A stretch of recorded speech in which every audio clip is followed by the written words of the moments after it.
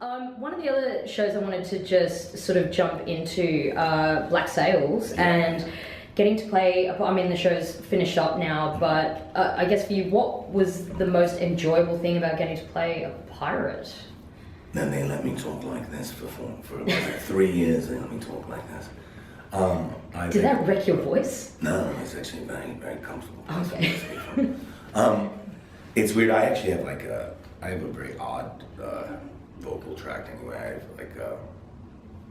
I've gotten my throat scoped. I have very it's weird. On my voice, I'm able to do those things because I have just some odd features in there.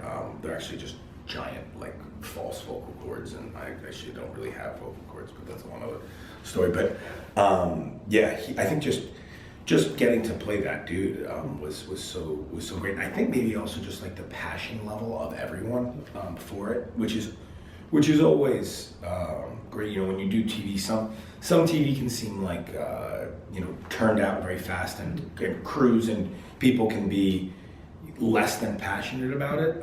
So that show just had a really high level of passion to everyone working on it, and I think that is evident when you watch it. It's actually funny, in the whole time of that show, I only spent 4 days on boats. Was it okay? But still outdoors a lot though. Right. So did you find? I guess from an actor perspective, is it really different when you're going from, say, a place like Agents of S.H.I.E.L.D. where you're working on sets and working inside versus working outside? A studio show like Agents of S.H.I.E.L.D. is very different. I mean, that's it's in LA. It shoots on a soundstage in LA, and then they use exteriors around Los Angeles. Whereas Black Sails, even though it was shot on a backlot, it's mostly outdoor sets. There's a lot of indoor sets, but just a totally different piece. I mean, Black Sails, we shot one episode every 3 weeks. A show like Agents of S.H.I.E.L.D. or a show like Shameless, which I did, or even a show like 100. That's 1 week or 8 days that you get an episode in. So it's just a different pace and a different schedule.